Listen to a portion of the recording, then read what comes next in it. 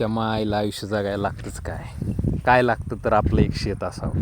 त्या शेतात जिवंत काळीखाप अशी माती असावी आणि त्या मातीशी आपली नाळ जोडलेली असावी. तर हा आहे आमचा बिबट्या म्हणजे त्याचे गुणधर्म पण तसेच आहेत आणि त्याचं नाव नाही ठेवलं तर आम्ही त्याचं नाव असंच बाबा सहज बिबट्या ठेवलेलं आहे. कोणाला जर काही सुचलं तर नक्कीच कमेंटमध्ये आम्हाला याच्यासाठी एक नाव सुचवा.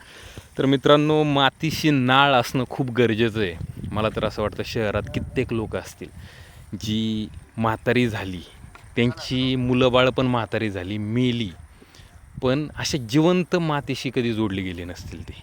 आता ह्यो गडी पहिल्यांदा शेतात आला आहे आणि वयाच्या 9व्या महिन्यापासून ह्याची मातीशी नाळ जोडली जाते. या मातीची चव पण लई खतरनाक असते बरं का.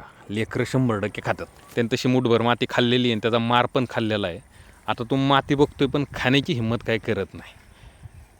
तर 9व्या महिन्यापासूनच त्याची मातीशी नाळ जोडली जाते आणि हे खूप नशिबानं मिळणाऱ्या गोष्टी आहेत की बाबा आमच्याकडं आमच्या हक्काची जमीन आहे, हक्काची माती आहे. त्यानंतर आमच्या शेळ्या जरा मकाला गेल्या होत्या, तर मी आणि बिबट्या आम्ही शेळ्या हाणायला गेलो. शेळ्या हाणायला गेल्यानंतर आम्हाला पुढं काहीतरी दिसलं बरं का. तर आम्हाला दिसलं बिबट्याची मम्मी आणि त्याची दिदी म्हणजे आवनी पण वाघीणच आहे मुळात आणि तिचं पण नाव वाघिणीवरूनच ठेवलं आहे. तर ह्या बघा पडली ती, परत उठली, परत पळायला लागली. तर ही लेकरं शेतात आली की यांना लई मजा वाटते. जरा सगळं कसं मोकळं निवांत, सगळं असा दुनियापासून लांब गेल्यासारखं वाटतं त्यांना. हा बघा आवनी दिदी परत पडली.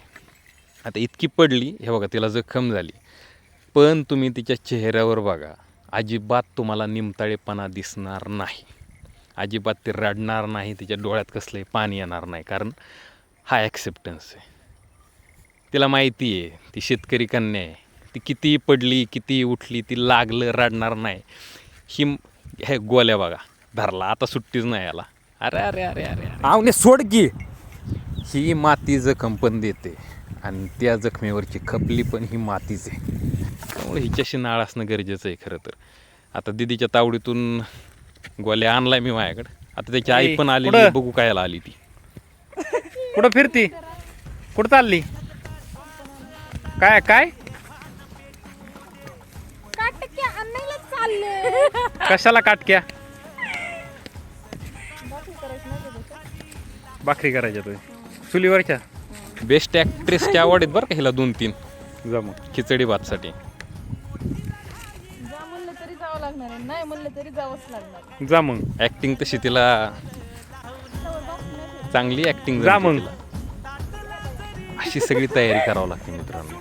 मातीशी नाळ जोडलेली ठेवा, बाकी माझं काहीच म्हणणं नाही. बाकी काय लागते जगायला सुकून ओके मध्ये. थँक्यू.